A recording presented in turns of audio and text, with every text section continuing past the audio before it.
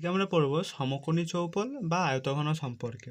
তো আগে আয়তঘন কি সেটা আগে জেনে নিই। আয়তঘনের সংজ্ঞাটা এরকম যে কোনো ঘনবস্তু যার প্রতিটি তল আয়তক্ষেত্রাকার এবং বৈপরীত তলগুলির দৈর্ঘ্য ও প্রস্থ সমান এবং সন্নিহিত তলগুলি পরস্পরের উপর লম্ব তাকে সমকোণী চৌপল বা আয়তঘন বলে। সংজ্ঞাটা এর এইরূপ। আমরা একটা উদাহরণের সাহায্যে বুঝে নিই। যেমন ধরো এইটা একটা দেশলাই বাক্স, এইটা হচ্ছে একটা আয়তঘনের উদাহরণ, তাই না? এবার আমরা আয়তঘন সম্পর্কিত বিভিন্ন জিনিস আমরা জেনে নেব। যেমন দেখো, এই আয়তঘনের ক্ষেত্রে যে কোনো ঘনবস্তুরই এই আয়তঘনের মাত্রা, যে কোনো ঘনবস্তুর ক্ষেত্রে মাত্রা হবে 3। আয়তঘন একটি ঘনবস্তু, তাই এর মাত্রা হবে 3, তাই না? এবার আয়তঘনের বিভিন্ন, আমরা এই ছবিটাই ভালো করে এঁকে নিই যাতে বুঝতে সুবিধা হয়।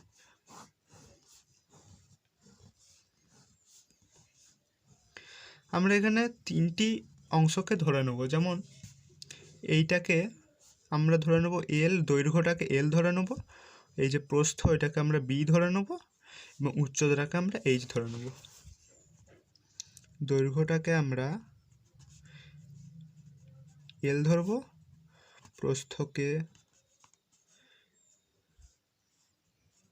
প্রস্থকে বি ধরব আর উচ্চতাকে এইচ ধরব। তাহলে বারবার দৈর্ঘ্য প্রস্থ উচ্চতা আমরা লিখবো না, এইভাবেই আমরা বুঝে নেব কী হচ্ছে। তো প্রথমেই চলে আসি আমরা এই সমকোণী চৌপল বা আয়তঘনের তল সংখ্যা, শীর্ষবিন্দু সংখ্যা, কর্ণ সংখ্যা এবং এই ধারের সংখ্যা সম্পর্কে কটা করে হয়। তো দেখো, এই যে আমাদের এই দেশলাই বাক্স আছে, এর তল সংখ্যা কটা? 1টা, 2টো, 3টে, 4টে, এদিকে 5টা, 6টা। তো আমাদের এই ছবির মাধ্যমে আমরা কল্পনা করতে পারি 1টা, 2টো, 3টে, 4টে, 5টা, 6টা। বা তুমি যে ঘরে বসে আছো সেই ঘরের দেওয়ালগুলির ঘরের দেওয়ালগুলিকে দেখেও তুমি বুঝতে পারবে এর কটা তল, কটা শীর্ষবিন্দু, কটা বাহু এবং এর কটা কর্ণ। তো আমরা এখানে দেখো তল সংখ্যা জেনে নিলাম। একটি আয়তঘনের তল সংখ্যা 6টি, তল 6টি। শীর্ষবিন্দুর সংখ্যা, শীর্ষবিন্দু বলতে কোনগুলো দেখে নিই। শীর্ষবিন্দু বলতে ধরো নাও ঘরে, তুমি যেই ঘরে বসে আছো সেই ঘরের কোণগুলো। শীর্ষবিন্দু সংখ্যা লিখছি না, শীর্ষবিন্দু দেখো এইটার ক্ষেত্রে দেখো, এইটা একটা শীর্ষবিন্দু, এইটা একটা, এইটা, তাহলে কটা হলো? 1 2 3 4 5 6 7 8, 8টা।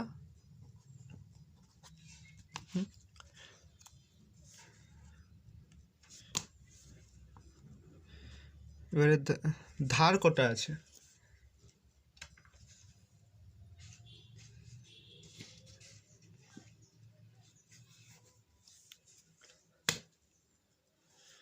ধার দেখতে পাচ্ছ তোমাদের ঘরের দুটো দেয়াল যেখানে মিলিত হচ্ছে সেইটা হচ্ছে এক একটা ধার। তো দেখো এখানে ধার কটা? 1টা, 2টো, 3টে, 4টে, এটা দেখো 5টা, 6টা, 7টা, 8টা, 9টা, 10টা, 11টা, 12টা। তো ধার হচ্ছে 12টি। কর্ণ সংখ্যা, কর্ণ কটা দেখো? কর্ণ হচ্ছে এই কোণ থেকে এই কোণ একটা কর্ণ, এই কোণ থেকে এই কোণ, এই কোণ থেকে এই কোণ আরেকটা কর্ণ। ঠিক উল্টো হবে, এই কোণ থেকে এই কোণ একটা কর্ণ, আবার এই কোণ থেকে এই কোণ একটা কর্ণ। তাহলে মোট কটা কর্ণ আঁকলাম আমরা? কর্ণ হচ্ছে 4টি। এবার আমরা এর বিভিন্ন অন্য প্রপার্টি সম্পর্কে জানব বা অন্যান্য ধর্ম সম্পর্কে। এর আয়তন কত?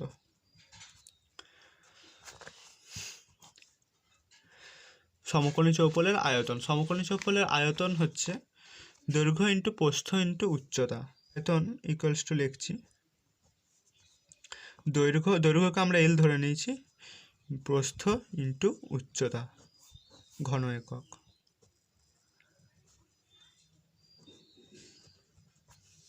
আয়তন হয়ে গেল। এবারে আমরা বার করব সমগ্রতলের ক্ষেত্রফল। সমগ্রতলের ক্ষেত্রফল আয়তঘনে। দেখো তোমরা দেখতে পাচ্ছ ছবিটার থেকে, এই যে আয়তঘন ছটা আয়তক্ষেত্রের সমন্বয়ে গঠিত। এই ছটা আয়তক্ষেত্রের ক্ষেত্রফল বার করে সবগুলো যদি আমরা যোগ করে দিই, তাহলেই আমরা পেয়ে যাব আয়তঘনের সমগ্রতলের ক্ষেত্রফল।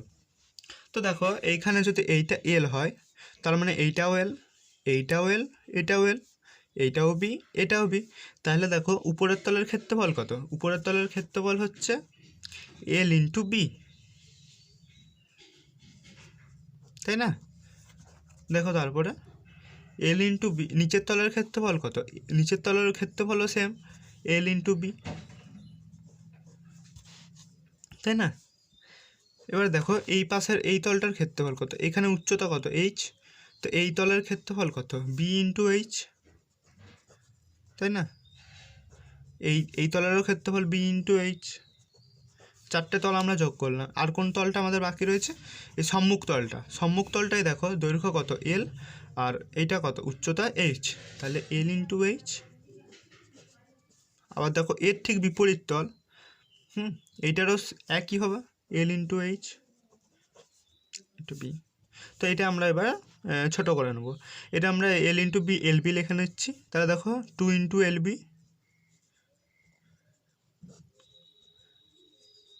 প্লাস বিএইচ প্লাস এলএইচ বর্গ একক। এখানেও বর্গ একক, লেখাটা ভুল হলো।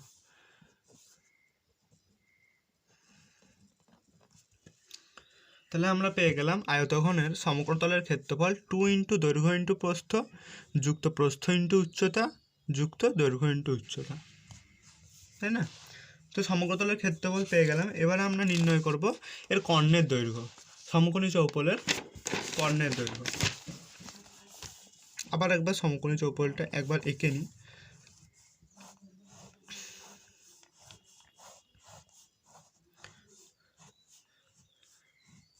সমকোণী চৌপলের কর্ণ বলতে আমরা যেটা বুঝি, এই বিন্দু থেকে এর দূরত্ব।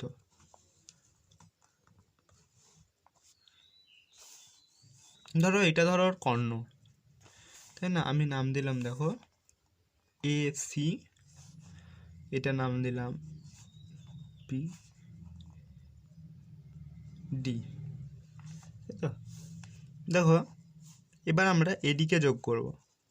এডিকে যোগ করার পর আমরা বুঝতে পারছি যে কোন এডিসি সমকোণ, তাহলে আমরা পিথাগোরাসের সূত্র অনুযায়ী দেখো বলতে পারছি, ধরে নাও এখানে আগেরটা যেরকম ধরেছিলাম দৈর্ঘ্য প্রস্থ উচ্চতা এল বি এইচ যথাক্রমে এইরকমই ধরবো, ঠিক আছে?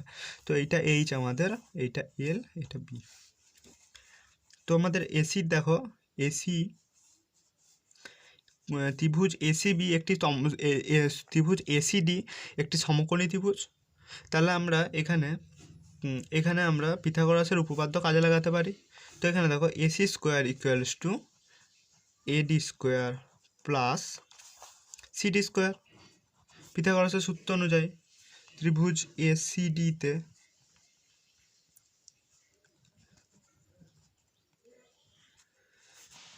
তাই না? তো এখানে দেখো এডি এর ভ্যালু আমরা কী করে বার করবো? এবার যদি এই তলটাকে আমরা লম্বভাবে দেখি, তাহলে এইটা একটা আয়তাকার তল, তাই না? যেখানে এইটা এ, আমরা যদি এইটা উপর থেকে দেখি, হ্যাঁ, এইটা তখন ডি, এটা বি, এইটা আমাদের এডি, তো এটা আমাদের কত? এল দেওয়া আছে, আর এটা বি, তাই না? তো দেখো এখান থেকে আমরা এডির দৈর্ঘ্য বার করব। এটা কি দেখো ত্রিভুজ এ ডি বি থেকে, ত্রিভুজ এ ডি বি থেকে পাই এই কোণটাও দেখো সমকোণ, যেহেতু এটা একটা আয়তক্ষেত্র। তো সেখান থেকে আমরা কি পাচ্ছি দেখো, AD square equals to A B square plus BD square, মানে L square plus B square. এখানে আমরা দেখো AD square plus H square পেয়ে গেছি। তো এবারে দেখো এসি স্কোয়ার মানে, অতএব এসি স্কোয়ার মানে এডি স্কোয়ার মানে কি L square plus B square, L square plus B square plus H square. তো এসি পেয়ে গেলাম √অফ L square plus B square plus H square. এটা হচ্ছে আমাদের একটা সমকোণী চৌপল এককটা লেখা হয়নি, একক লিখে দেব। এইটাই হচ্ছে একটা সমকোণী চৌপলের কর্ণের দৈর্ঘ্যের সূত্র, মানে √অফ দৈর্ঘ্য স্কোয়ার প্লাস প্রস্থ স্কোয়ার প্লাস উচ্চতা স্কোয়ার।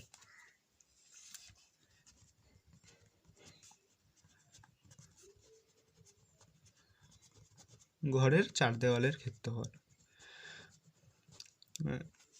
দেখো এবার তুমি যে ঘরে বসে আছো, সে ঘরের চার দেওয়ালের ক্ষেত্রফল বলতে কি মেঝে আর ছাদ বাদ।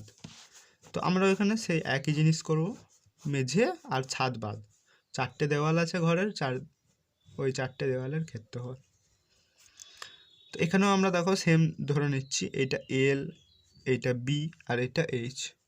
তো দেখো ঘরের মেঝে বলতে কোনটা, এইটা হচ্ছে ঘরের মেঝে আর এটা হচ্ছে ঘরের ছাদ।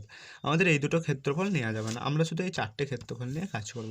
তো এখানে দেখো এখানে আমাদের ক্ষেত্রফল পেয়ে যাচ্ছি। দেখো এই ক্ষেত্রফল মানে কত, এইটার দৈর্ঘ্য এল, তাহলে এল ইন্টু এইটা এইচ, এইটা এল, তাহলে এল ইন্টু এইচ। এটা সম্মুখ দেওয়ালটা, আর পশ্চাৎ দেওয়ালটা কত, এল ইন্টু এইচ, একই হবে। যুক্ত আবার ডান পাশের দেওয়ালটা দেখো, এটা বি ইন্টু এইচ, প্লাস আবার বাঁ পাশের দেওয়াল দেখো বি ইন্টু এইচ, এটা এইচ। তাহলে কত হচ্ছে 2 into L H plus B H. এখানেও বর্গ একক লিখতে হতো, লেখা হয়নি। বর্গ একক, এটাও বর্গ একক। এগুলো সব একক আর কি, এল একক ধরি, বি একক, আর এটাও এইচ একক। তো এটা আমাদের আয়তঘনের প্রায় সব থিওরি কমপ্লিট হয়ে গেল মোটামুটি। এবার ঘনক সম্পর্কে জেনে নিই।